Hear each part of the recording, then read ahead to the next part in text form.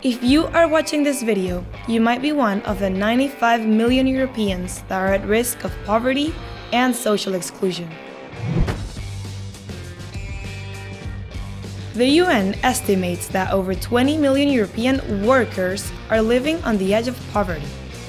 They earn salaries, but their income is not enough to meet rising living costs for food, housing, or heating. So, how is it possible to live at risk of poverty and social exclusion in the EU when you have a job? The answer is simple: inequality.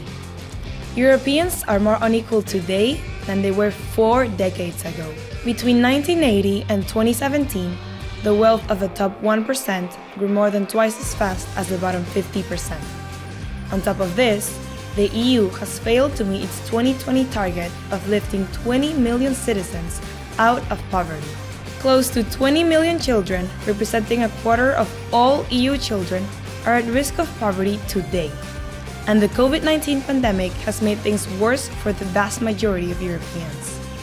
Has it been like this for every European? Actually, no. There is a tiny group that is doing rather well. Since the COVID-19 pandemic began, a new billionaire has been created every 26 hours. And the first year of the pandemic alone, Europe's billionaires grew $1 trillion richer. So, while the numbers of working poor grow throughout Europe, the billionaire class is cashing in. And they do it while fueling the climate emergency, dodging taxes, and exploiting workers. 20 of the richest billionaires are estimated, on average, to be emitting up to 8,000 times more carbon than the billion poorest people. It's not fair, is it? This extraordinary wealth contrasts starkly with the growing difficulties facing working families. Are these staggering inequalities an accident? Of course not.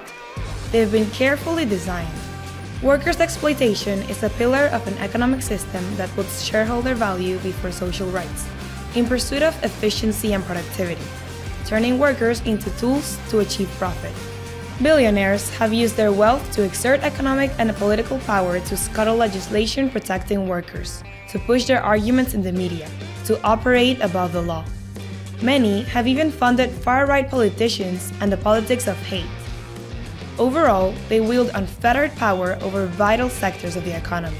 So much so that governments continue to promote the dogma of privatization, defunding and shrinking our public systems, and enabling massive tax dodging by the elite, starving public coffers of trillions of euros.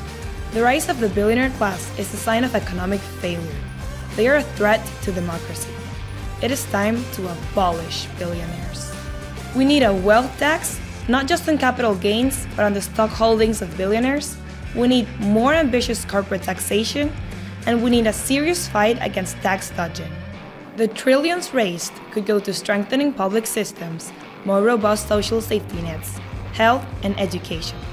But the EU is far from this path. EU policies have helped perpetuate this unjust system of inequalities, working hand in hand with big businesses and their billionaire owners, and against the rights and interests of workers and citizens. Workers are paying the price with low salaries and precarious jobs, helping to normalize the existence of the working poor in society. This is not how things should be. Worker struggles have given us rights that are now threatened. They are key to defending economic justice. They have led historic revolutions, and the staggering rise in inequalities calls for one in our times. Workers everywhere are already organizing and resisting. They are fighting back. Transnational networks have shown the potential to shift power to claim economic and social justice for all. Initiatives such as Make Amazon Pay are bringing together trade unions and civil society from all over the world to fight labor exploitation, tax dodging, and the harm done to local communities and their environment.